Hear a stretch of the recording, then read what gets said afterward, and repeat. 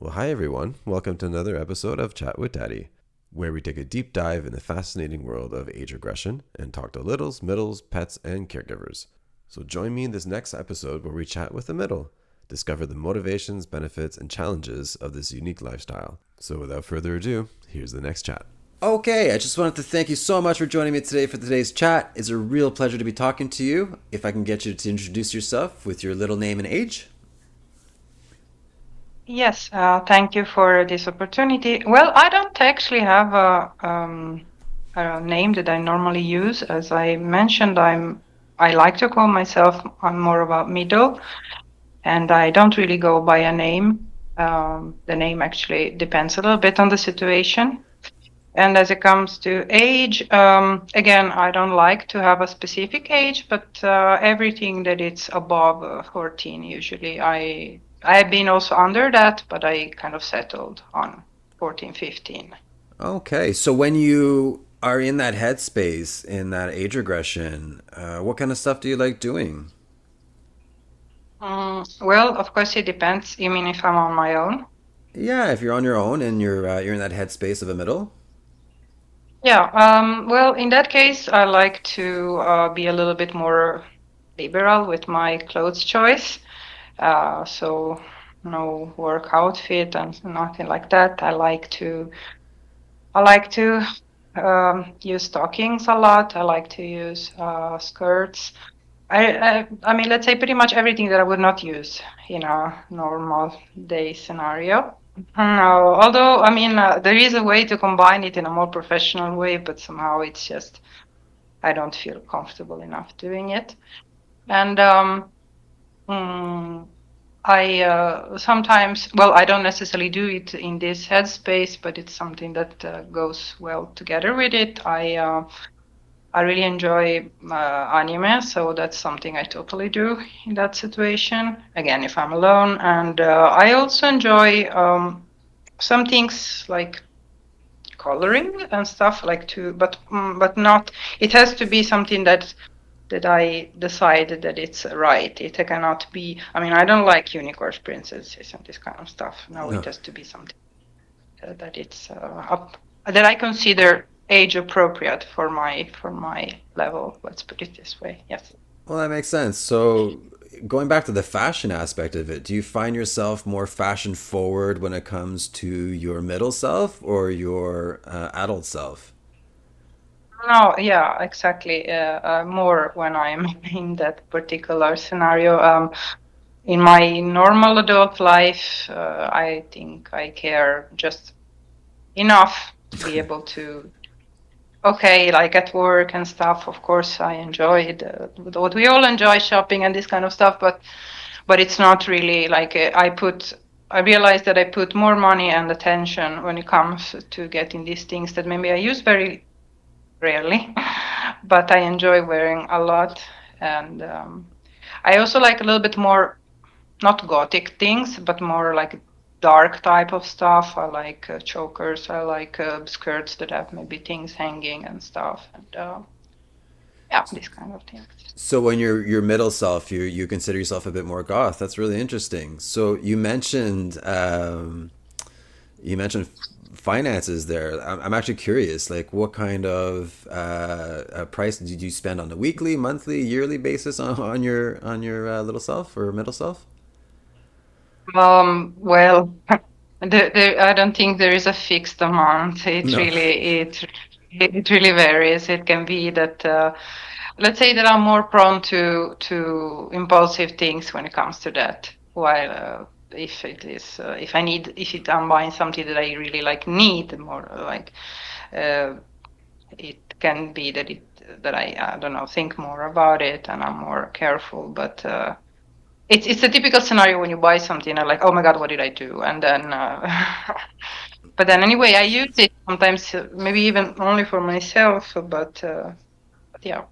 Well, that makes sense. Now I'm really curious. What's the most expensive item you've ever bought for yourself in little space or middle space? I think I've been pretty good in the sense that I think the most expensive thing was a skirt that was a little bit different than what I normally wear, and it was maybe Uh, Something up to 60 euros. €60. That's a good investment for a piece of clothing. That's not too bad. Yeah. So, Yeah. uh, It's the of being also an adult on the other side, so that I can have the money to buy this well, stuff.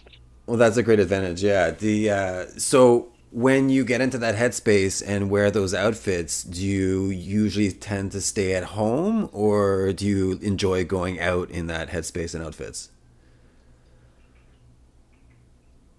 Well, I would say that it's mostly at home, or well, not necessarily at home, but maybe more like an indoor thing.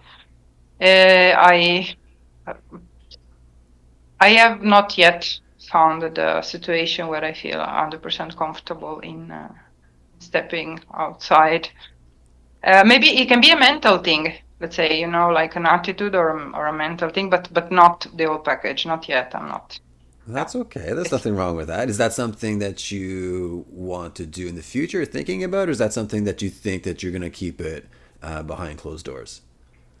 Uh, it's hard to say. I think that it really depends if you find maybe a person that makes you also comfortable in doing it. And I don't think alone I would really want to do that.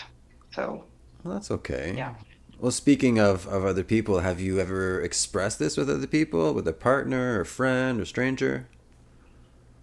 Mm, Stranger, no. Friend, yes. Only to one friend, actually. He is my, well, we are like, I don't know if it is the right word for the kinky partners in the way that we just talk about to each other about this kind of stuff and what we like. And he is not into this, he likes other things, but that's what we talk about just as friends. And since it's not so easy to find a person who is willing to listen to you about these kind of things and without being judgmental, and it's that's what we do. That's our thing. And in terms of relationship, it's a little bit more difficult. I have to say that I'm not. I cannot call myself fulfilled in that matter when it comes to my middle side, because not because I have not tried to suggest it more than once, but it never comes out and turns out for the other the way I would like it to be. I guess the first part, how did your friend take it when you did speak about it or tell him about it? He was actually a bit excited because it's something that he doesn't enjoy like for himself, but it's something that he would potentially enjoy on others, more like as a caregiver and stuff. Point is, there is no chemistry between us, so it cannot work. We are just friends. So, but it comes very natural, and we and I'm very happy like in this just to have a person that I can turn to when it comes to this stuff. Good.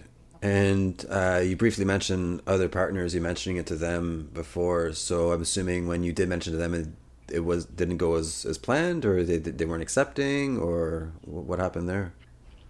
No, the thing, no, I think the difficulty is not how to explain it. It has been for me. I'm not saying that it is for everybody. For me, difficult to keep it to also explore it as a non-sexual aspect. Because I always suggest this middle thing, and I try to explain that it's no, I don't enjoy the typical little things, and that I can also enjoy things that are more like typically like adult stuff, but maybe simply done in a different way or with a different approach and stuff. It's not so easy to grasp. It seems like that there is a liking and an understanding of the more little aspect, and then if you switch to that part, it becomes sexual right away. It's like a more like this hot aspect, which is okay for me to an extent, because I also enjoy the caregiver aspect to be taken care of, and maybe this type of attitude I have makes it like I don't need that or I don't necessarily want that. And that's the struggle I've been having so far. Okay. So, why do you think a middle would often get immediately sexualized? Um, well, in my experience, a part of way I behave when I'm in middle space. It has to do with the curiosity for sex also, and the wanting to like being taught things and showed things and stuff. And of course, that's a part that I enjoy, but I sometimes have a feeling that it takes over everything else. And I mean, I've had struggles in trying to take it back to a more non-sexual level and to try to remind that's not all what my, let's call them, middle needs are all about. There is also, I enjoy also a lot the aspect of being taken care of, having to, yeah, for the other person to be caregiver, and yeah, so showing things, but not only in that aspect, and to like, yeah. So, and somehow it seems that when you suggest that part, it seems like to cancel everything else, and then it's more this part. Maybe I need to learn to make it more clear, let's say, how it should be for me. Yeah. So, do you have any suggestions for anybody that's in the situation where they get into a age regression relationship or that type of dynamic where they're little or middle, and then the partner does that, where just often sexualize it too much? Do you have any tips on how they can rein it back? And is there anything that you've done in the past to be able to make your partner aware that, hey, this is not all of what it is, you want other aspects of it? Um, okay. It's a little bit difficult. I think ideally, like anything, should be like probably stated clear from the beginning, but we all know that when it comes to, well, not only relationships, but in general, like people, feelings, la la, it's not so easy to always, maybe because you don't know yourself exactly what you want and how it's. So my idea is, what my suggestion would be to, well, to first of all try to understand how it is that you like it. First of, you can make mistakes by doing and learning, but to understand the first what are your needs and how do you want this to be. Because in my experience, it's not so easy then to. I mean, obviously, if there is trust, if you know the person well, I can imagine that it should be fine to just talk and explain how things should be done instead. But if that's not the case, yeah, then to try to be clear from the beginning as much as possible. I think that's good advice. I mean, being clear about what you want and what your needs are, and being aware of that, I think is important as well. And communication, and early on. That sounds like some great advice. So bringing it back to a lighter subject, you also said that you want to elaborate on why you typically enjoy little things like stuffies and Disney movies. Um, because they are, I mean, to me, they can still belong in this middle space. They don't feel like anything too little and too, and of course not baby related. It's something that I used to enjoy a lot when I was in my early teenager years and also during teenager years. Uh, uh, and let's say that maybe at that time it was something that I did enjoy, but at the same time there was this a little bit shame that maybe it wasn't so well, not so okay anymore. And I of course liked also more. I mean, what I was supposed to like, but but I still like those. And then when I became older, I just realized that in the end of the day, if having like stuffies and sleeping with them makes me feel better, why shouldn't I do it?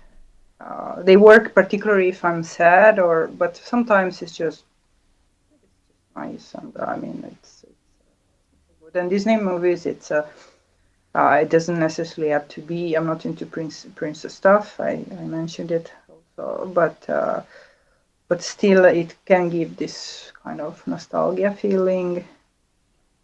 And I also like to eat chewing gum a lot when I'm in this particular space, or then lollipops also.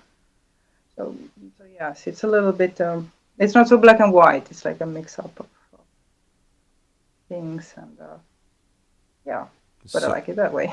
so you mentioned chewing gums and lollipops and stuff. So if you're not in that headspace and you end up having a piece of chewing gum or lollipop, do you feel like it immediately those feelings come in, or is there a good separation between the two?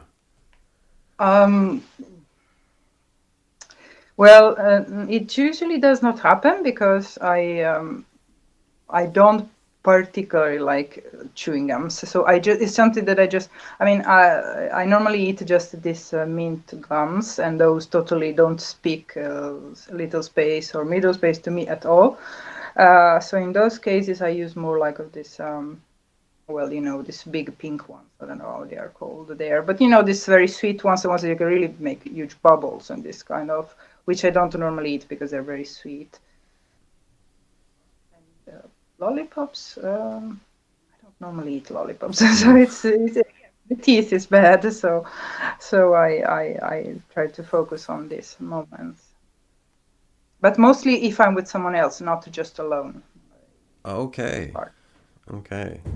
So, can you describe your typical behavior when you're in that middle space? Um, well, yes, of course it varies. Mood and the moment and everything, but in general I really enjoy like being a little bit difficult.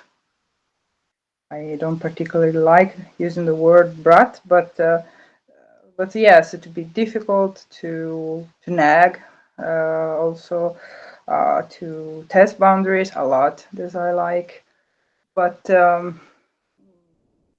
yeah, and also talking a little bit in a different way, using words that I wouldn't normally maybe use. Consider that most of my social life it's still like in English. So it's still like it's English anyway. I'm referring to when I talk about that. And yeah, but I can also be like very cuddly and very like kind or like needy.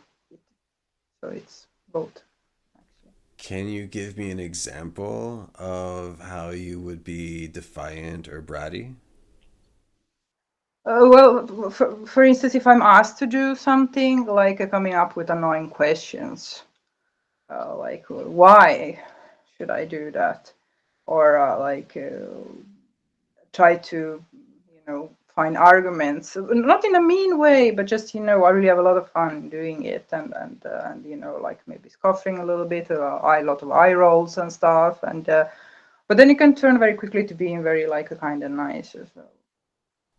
So when you're in that headspace and you do those defiant things, uh, do you typically enjoy the reaction you get out of it or the consequences? Is that a big part of it? Yeah, it is a big part of it, which doesn't need to be anything like huge or like big punishments or anything like that. No, but just but I obviously enjoy the reaction. Yes, I'm causing, and the fact that and the attention, obviously, that this forces the other person to put on me and stuff, and it's a lot of fun, really. Just So do you do you find that has happened in your adult life when you're not in that headspace that you're looking for people's reaction? Is that your personality or is that completely separate from who you are? it's. I think it is a bit part of my personality, but it has to be. I mean, uh, if it is not related to this aspect, then it has to do really with the person I have in front of me. It's like you have this feeling if you understand how far you can go with that person and how far you feel like going with that person and yeah. I mean, at the moment I don't have like a stable person, so obviously it's like every time it can be a little bit different and yeah. Going back to back and forth from adult to middle. How do you balance your life when it comes to that? Like, what part of your daily, weekly, or monthly is in middle space versus adult space, you find?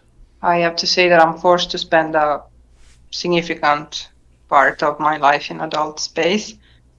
So when I manage to have some alone time, then I usually, let's say every second weekend I use for that. I try Okay. to find. So you set like allocated times for it usually, or does it just happen when it happens? It happens when it happens, but of course it has to happen when I don't have my kids around.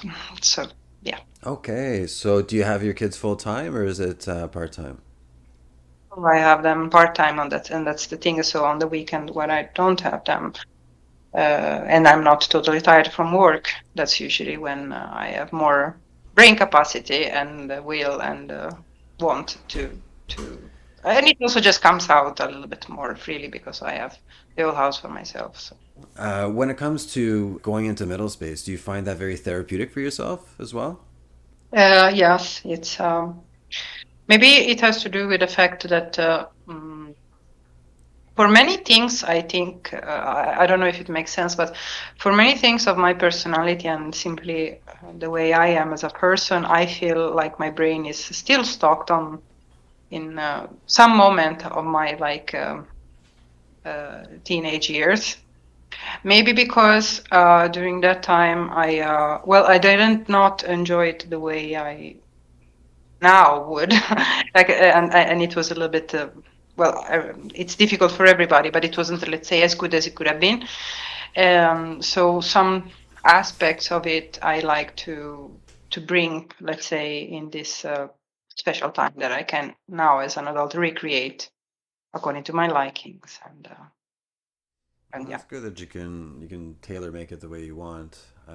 Is there any guilt that comes into that sometimes? Like, do you feel guilty for going to that headspace, or is it do you give yourself that okay? No, No. I don't feel good. Good. That's good. I'm not really harming anybody, and so I think it's just, and I'm not even spending like a huge amount of money on that to say that it could affect my you know other aspects of my life and stuff. It's something that, yes, maybe I would like to be able to find more time for and to enjoy also in other situations. So I'm not denying that now that I think about it, but I'm working on it. It's not so easy. Yeah. And what do you think about Yeah. like social views? Like, because I know a lot of people are thinking it's weird or not okay. Do you take any shame in that, or do you like think what you want to think? I'm gonna do what I want to do. Be honest, it's not something I've shared with many people, but it has nothing to do with shame. It's just that it doesn't really. It's a little bit like my own thing. It's like my private thing for the moment, and I really don't want to. I mean, I don't see the point for me to just tell a random friend, that's what I like doing. I mean, I wouldn't be ashamed to do that, but it just doesn't. Okay, I wouldn't. It's not something I would share with my parents. Let's put it this way. But Yes. yeah, because it's a lot of things that. Okay, maybe there is a small, tiny amount of shame now that you guilt or something. Not guilt, shame, Yeah. or some things like that are maybe considered I like fan fiction a lot and this kind of stuff, and I don't normally go out and say, "Hey, I really enjoy reading those stuff," and so Yeah. no, no, my own thing. I got a question. Like, how long have you been consider yourself going into middle space or enjoying that that lifestyle? Okay, that I've been actually acknowledging it and doing it not long, like 1 year, I would say. But then that was because uh, Because when I thought about age play, I always saw it more as like the little aspect or then adult baby aspect, and I really did not find an interest in that. I mean, it's okay, but some things can be interesting, but it wasn't something that was speaking to me so much. So I simply, thought, well, okay, maybe it's just not my thing. And but some aspects of my personality that come out, or like the way I like to be when I'm in middle space, they've always been like part of the way I am and what I like. And so it was maybe always just there. I just didn't know there was a word for it and didn't know it was a thing. And maybe somehow I wasn't even allowing myself slash being allowed to take it out. Mm-hmm. Yeah. That makes sense. Yeah. So a year, that's quite new. I'm happy you found that about yourself and that you're exploring it. That's really good. In the past year, do you have any like vivid memories of your favorite time that you were able to get into that headspace, that you did something fun, or that you remember that you're really enjoying it?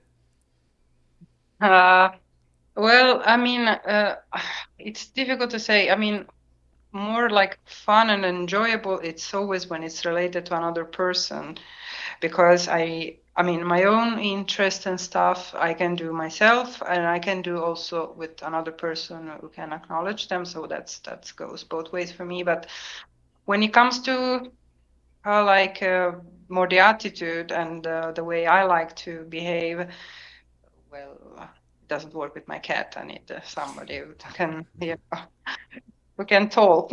So I would say that it's those very few moments so far that I managed to share with different people where I was allowed to take this out. But as I said, it's not easy because very easily it switched it into something else. So So after talking to a few people about little space, middle space, and pet play, there seemed to be like a 50-50 spread between when it comes to physically feeling it. Like I've heard littles getting tingles in their hands when they get excited that they're gonna get into that space, or they get butterflies or goosebumps behind their necks. Do you feel anything physical when you're about to get into that headspace? well, not in that sense, not Mm-hmm. so easily recognizable. But of course, there is like some type of excitement and some kind of small euphoria that comes out to be able to have the opportunity to behave in a certain way that I wouldn't. Like little butterflies, I guess. Is there If I could call them like that, but yeah, well, yeah, something like that. I mean, it's more this a small euphoria and being able to, uh, yeah, I don't know if I can call it excitement. That's okay. Well, but Well, yeah. you also mentioned what gets you in that headspace is clothing and sometimes drawing. Is there a feeling of nostalgia when you watch like old TV shows or programs that you used to watch as a teenager? Does that happen when you get in that headspace?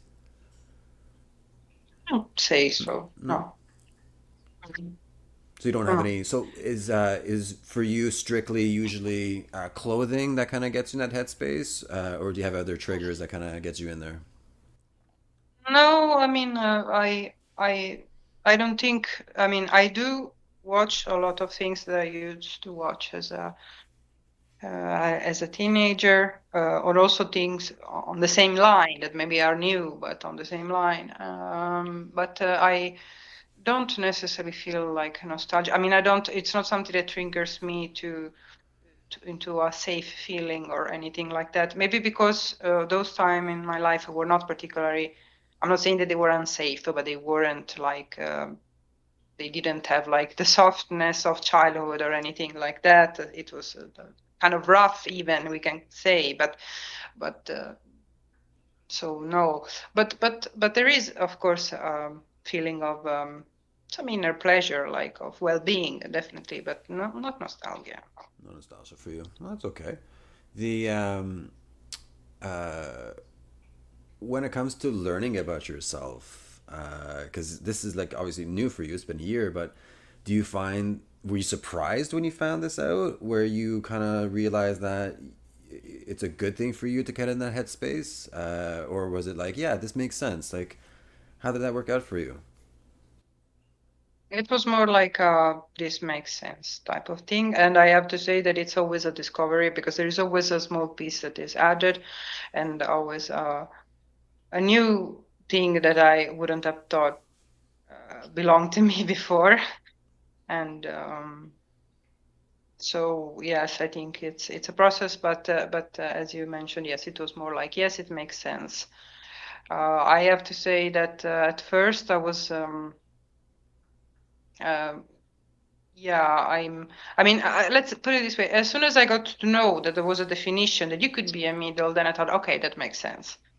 Before that, I was like, okay, no, I cannot be that because you need to be like little. So, and that's not me. That does make sense. Like you said before, I think there is a lot more stuff when it comes to little versus middles, and because I myself didn't know much about middles before getting into this world as well a few years ago. So it's a constant learning experience for me as Yeah. well. If a family member or a friend or even a stranger came up to you and asked you for advice on how to learn about it or get into it, do you have any resources or anything you'd share with that person? Well, I have to admit it that that's not me. Nobody has ever asked, and I don't feel like I have anyone around me whom I could suspect has an interest or anything in that. So I have never really found myself in the situation. I mean, this country is very like welcoming when it comes to like kink in general. But when it comes to age play, so I know a lot of communities that, in many like different type of, pretty much I think any type of kink people might be interested in. But when it comes to age play, I haven't really found anything like specific. Um, you can go to these gatherings and hope to find like you cannot know that you can. There is like any sort of different people with different likings. So, but nothing specific, age play specific, I would say. Have you been to, because you mentioned kink events in your country and stuff and being more open, have you been to any kink events in your adult self and seen other littles or middles? Is that a thing in Finland? Well, I have seen, well, at least people that I assume that were littles because it was pretty clear. Yeah. I haven't not seen anybody that screamed I'm a little, and uh, so I cannot say pet. It's easy to see. Yes. If a person is so much into it and good in their shoes that they feel comfortable sharing it in many in situations. So yeah. But in general, yes, it's people are very shy here, but when it comes to kink, it's very open and it's very much around. I was surprised myself to see how much Good. it's. Good. I'm happy to hear that it's more progressive over there and people are more open. It's nice to hear. This pretty much is almost the end of the chat slash interview, but a couple more questions about more personal about my channel is how did you find me? And I know I don't have that much middle stuff on my channel, but what are your favorite videos on my channel? Okay, how I'm not sure I can answer this question. I don't know. Well, because I mean, I was listening to similar kinds of videos, so it just happened. And my favorite ones are all the punishment. The punishment ones, those are really popular. They get really popular. I think those are my more popular ones, actually. The punishment ones are definitely the more popular ones. Yeah. So, yeah, so that's great. Well, one last thing. Do you have any advice for any of our viewers out there that you can give? Just to, I think that that it's never too late to figure more things out about yourself, and that if you feel that it's that this is what who you are and the way you feel like you can express yourself at your best, it's always worth investigate further and really not being afraid of it, and just enjoy it as much as possible. And it might feel difficult in the beginning, but there is people out there, as we know, so it's just to go and be yourself, for how like basic this might sound, but it is just like that. Well, that's some great advice. And when it comes to, like you said, never too late, because there's so many different ages in, like I've interviewed from people from 18 all the way up to 55 so far. So there's various ages for sure. So yeah, some good advice. Age sometimes can feel like an obstacle, like, oh, I'm too old to do that, but why does it have to be like that? So yeah. Exactly. At the end of the day, it's about how comfortable you are. It's a headspace thing, and you're right. Age doesn't matter. So yeah. So thank you so much for joining me today. I really appreciate it, and I think that there's a lot of viewers out there that are going to appreciate it as well. You had a lot of great little tidbits in there that people are going to really enjoy, I think. So thank you so much. Thank you for the opportunity. Well, thanks to everybody out there for joining in this week. If you're a little, middle, pet, or caregiver and would like to join into the series, please send me an email on the link below, and I'll get back to you as soon as possible. So I hope everybody's having a great week.